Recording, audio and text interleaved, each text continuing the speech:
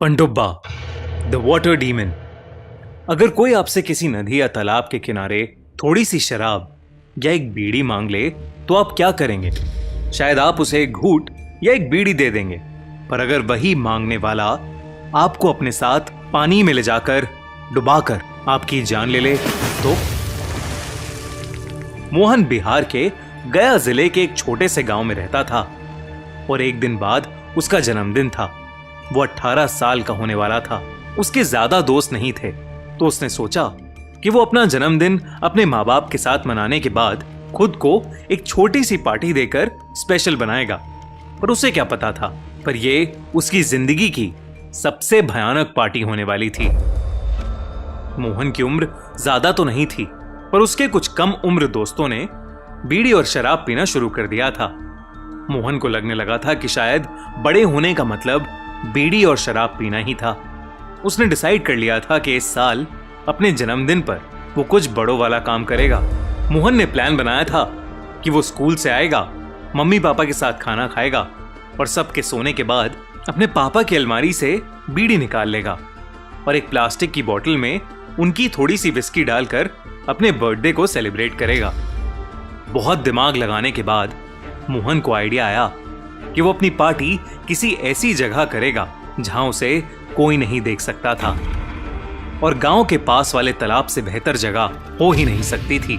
उस तालाब के पास रात के समय कोई नहीं जाता था, लेकिन उस गांव के लोग कहते थे कि 10 साल पहले एक लड़के की उसी तालाब में पनडुब्बा के हाथों मौत हुई थी। पनडुब्बा के बारे में मोहन ने कई चीजें सुनी थी। कोई कहता था कि पनडुब्बा उस तालाब में रहने वाला एक राक्षस था, तो कोई कहता था कि अगर उस तालाब के पास कोई जाता है तो कोई जानवर जैसी चीज उसे पानी के अंदर खींच लेती है। पर मोहन इन सब बातों में नहीं मानता था। उसे लगता था कि ये बस बच्चों को डराने के लिए बनाई हुई कहानियां थीं।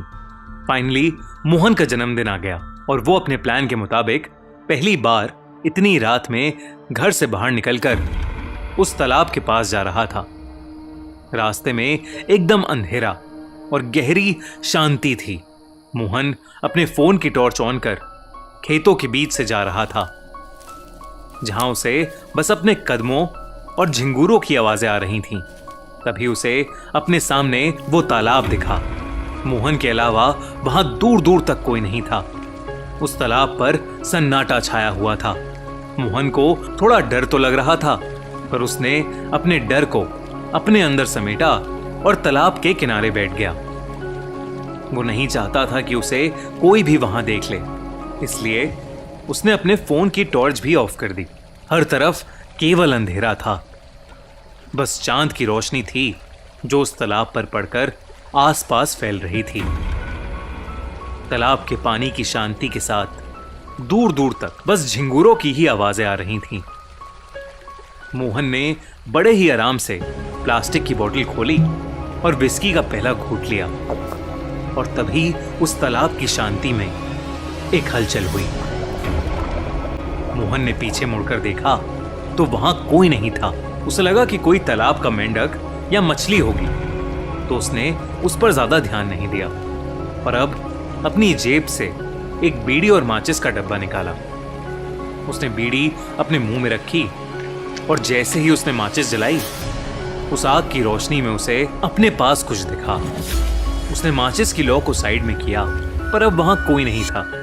उसे लगा कि ये सब उसके मन का डर है, तो उसने विस्की का एक और घूंट लिया, फिर आंखें बंद की और वहीं लेटकर बीड़ी पीने की कोशिश करने लगा। अचानक उसे महसूस हुआ कि ठीक उसके मुंह के पास कोई है, जिसकी सांसें मोहन के चेहरे पर आ रही थीं। मोहन ने आंखें खोली तो उसे 2 चमकती नीली आंखें दिखीं, जिसे देखकर वो घबरा उठा। वो डर के मारे झटपटाया तो वो नीली आंखें उससे थोड़ा पीछे हो गईं।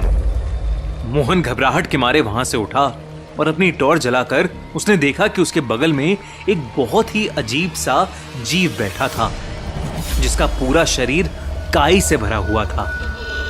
उसके हाथ और पैर दोनों उल्टे थे। नाक बेहद बड़ी और लंबी, बड़ी बड़ी बाहें और 2 हाथी जैसे धारदार दांत थे।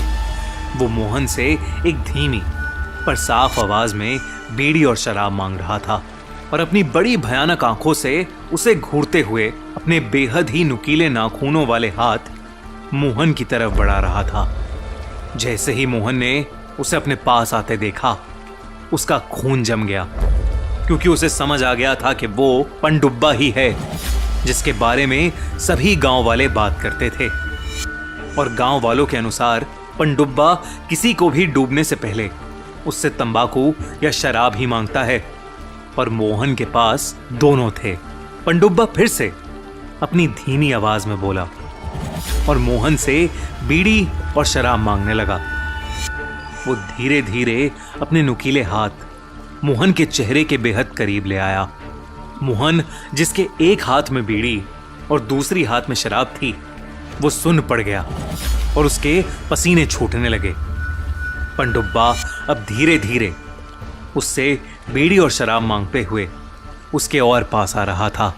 वो बस अब उससे एक सांस की दूरी पर था कि तभी मोहन ने वहां से भागने की कोशिश की, पर पनडुब्बा ने उसे पकड़ लिया और उसे लेकर तालाब के अंदर कूद दिया।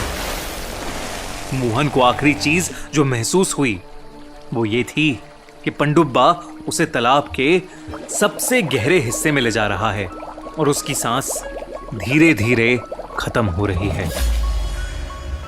अगली सुबह मोहन के घर से गायब होने की वजह से उसके पूरे परिवार ने गांव वालों के साथ मिलकर मोहन को हर जगह ढूंढा, पर वो कहीं नहीं मिला। फिर जब सब हिम्मत करके तालाब के पास गए तो उन्होंने देखा कि तालाब के किनारे एक प्लास्टिक बोतल और बस एक आधी बुझी हुई बीड़ी पड़ी थी, और उसी तालाब के बीचों बीच एक लाश तैर रही थी जिसके मुंह, आंख और नाक सब तालाब के गंदी काई से भरे हुए थे। वो लाश और किसी की नहीं बल्कि मोहन की ही थी। मोहन की लाश को देखकर सबको यकीन हो गया कि उसका ये हाल और किसी ने नहीं बल्कि पनडुब्बा ने ही किया था। बिहार में कई इलाके ऐसे हैं जहां लोग पनडुब्बा के भूत से डरते हैं। अक्सर जो इंसान तालाब में डूब कर मर जाता है उसकी आत्मा को मुक्ति नहीं मिलती और वो पनडुब्बा बन जाता है। कहते हैं कि वो तालाब या नदी के किनारे वाले हर तंबाकू या शराब पीने वाले इंसान से अपनी शराब और तंबाकू की तलब पूरी करने की मांग करता है और फिर उसी इंसान को पकड़कर पानी में डुबाकर जान से मार देता है। ऐसा ही एक पानी का राक्षस यानी वाटर डीमन जापान में भी पाया जाता है, जिसे वहां के लोग कप्पा कहते हैं। तो दोस्तों, अगर तंबाकू और शराब की वजह से होने वाली बीमारी से अगर जान बच भी जाए तो पनडुब्बा आपकी जान जरूर ले लेगा, इसलिए सावधानी बरतें। आज की कहानी जनहित में जारी।